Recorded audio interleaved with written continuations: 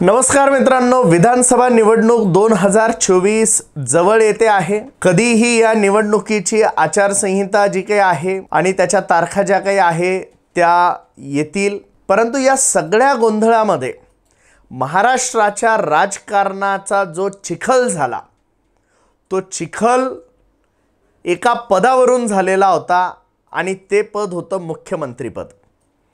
2019 नंतर पुन्हा एकदा 2024 मध्ये महाराष्ट्राच्या राजकारणामध्ये पुन्हा एकदा मुख्यमंत्री कोण बनेल, तो कोणत्या पक्षाचा असेल, त्याचा चेहरा काय असेल, यावरून आता वेगवेगळे खलबत सुरू झाले आणि त्यावरून वेगवेगळे वादग्रस्त वक्तव्यही आता समोर यायला लागले।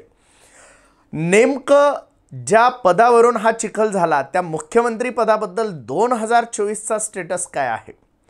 फडणवीस आणि पवार हे जे दोन मुख्य शिलेदार आहे, महायुतीची जी निर्णायक क्षमता आहे ती म्हणजे देवेंद्र फडणवीस यांच्या हातात आहे।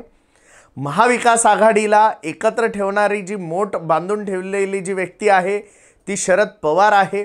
आणि मग या दोघांच्या डोक्यामध्ये मुख्यमंत्री पदाबद्दल नेमकं काय शिजतंय तेच आपल्याला या व्हिडिओच्या माध्यमातून समजून घ्यायचं आहे। नमस्कार, मी डॉक्टर महेश, आपण बघत आहात गोष्ट छोटी पण डोंगरा एवढी। तर मित्रांनो, मुख्यमंत्री पदावरतून 2019 मध्ये चिखल झाला। उद्धव ठाकरे यांनी शिवसेनेचा मुख्यमंत्री बनेल अशी इच्छा व्यक्त केली आणि भाजपने मात्र या गोष्टीला विरोध केला। त्याचा परिणाम असा झाला की उद्धव ठाकरे यांनी भाजपला लाथ मारत काँग्रेस आणि राष्ट्रवादी काँग्रेस शरद पवार यांच्यासोबत महाविकास आघाडी स्थापन केली आणि या महाविकास आघाडीचा मुख्यमंत्री पदाचा चेहरा बनले ते म्हणजे उद्धव ठाकरे। शिवसेनेचा मुख्यमंत्री व्हावा इथपासून ते उद्धव ठाकरे मुख्यमंत्री होणं हा प्रवास काही सोपा नव्हता। महाराष्ट्राच्या पचनी पडणाऱ्या यातल्या बऱ्याचशा गोष्टी नव्हत्या।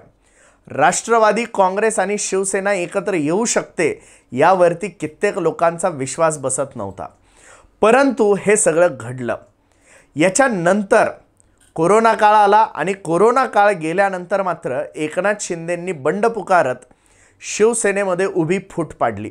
40हून अधिक आमदार सोबत घेत एकनाथ शिंदेंनी महायुती स्थापन करत भाजपसोबत सत्ता स्थापन केली, परंतु यावेळेला मुख्यमंत्री बनले ते म्हणजे एकनाथ शिंदे। एकूणच काय, मागील 5 वर्ष यानं त्या प्रकारे मुख्यमंत्री बनला तो शिवसेनेचाच। म्हणजेच बाळासाहेब ठाकरेंचं जर हे स्वप्न होतं तर ते पूर्ण झालं असं म्हणायला हरकत नाही। भले ते उद्धव ठाकरेंच्या निमित्ताने असो की एकनाथ शिंदेंच्या निमित्ताने असो, परंतु आता 2024 मध्ये मात्र भाजप असो की राष्ट्रवादीचे शरद पवार असो, यांनी आता यांचे रंग दाखवायला पुन्हा एकदा सुरुवात केली।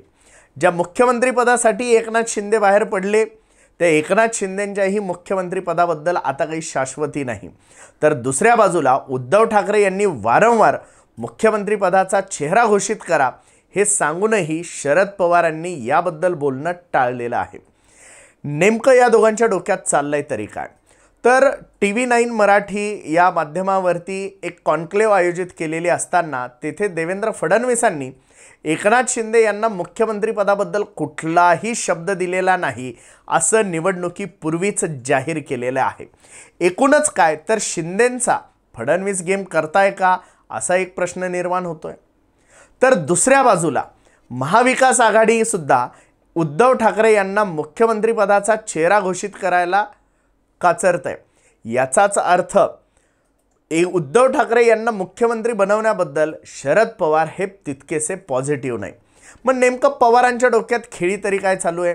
एका बाजूला आपल्या पक्षाचा मुख्यमंत्री होणार नाही असं शरद पवार ठणकावून सांगताय, दुसऱ्या बाजूला उद्धव ठाकरेंबद्दल घोषणा करण्याबद्दल शरद पवार पॉझिटिव्ह नाही हेही आहे। मग तिसऱ्या बाजूला काँग्रेसचा मुख्यमंत्री करण्याबद्दल शरद पवार पॉझिटिव्ह आहेत का, हा सगळ्यात महत्त्वाचा प्रश्न इथे निर्माण होतो आणि तशी शक्यताही आहे। त्याची काही कारणं आहेत।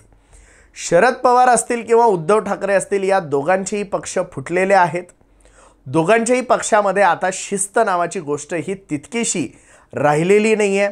महाराष्ट्रामध्ये बंडखोरी करण्याबद्दलची भीती आता राष्ट्रवादी आणि शिवसेनेत उरलेली नाही आहे, ही सत्यता आहे. यापैकी कोण कधी फुटून जाईल याबद्दलही पवारांना आता विश्वास उरलेला नाही आहे की काय, असाच प्रश्न आता निर्माण होतोय. आणि म्हणूनच काँग्रेसला जर आपण मुख्यमंत्री पदाची संधी जर दिली तर सगळी बदनामी, सगळी रिस्क ही काँग्रेसच्या डोक्यावरती राहील आणि आपण मात्र सत्तेची फळं चाखू शकू, असा होरा कदाचित शरद पवारांचा असावा. दुसऱ्या बाजूला जर मुख्यमंत्री पदाचा चेहरा जर घोषित केला आणि त्यातून जर वादविवाद जर निर्माण झाले तर त्याचा फटका महाविकास आघाडीला बसू शकतो. ही शक्यता बघून शरद पवार कदाचित मुख्यमंत्री पदाबद्दल एवढे पॉझिटिव्ह नसावेत, अशी ही शक्यता आहे.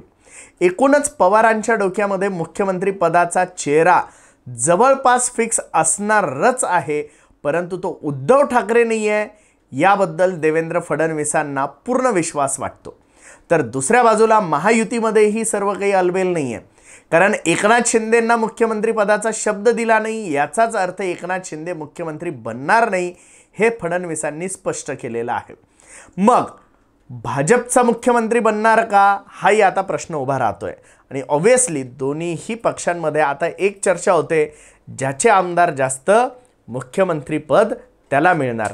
एकूणच भाजप यानं त्या प्रकारे हातून निसटलेली सत्ता पुन्हा एकदा मिळवण्याच्या तयारीत असताना शरद पवार मात्र सावध पावलं टाकत भाजपला सत्तेपासून दूर ठेवण्यासाठी काही रणनीती आखताना दिसत आहे.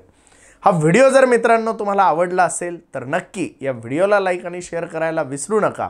आणि अजूनही जर आपण आमचं चॅनल जर सबस्क्राईब केलं नसेल तर या चॅनलला नक्की सबस्क्राईब करा. धन्यवाद.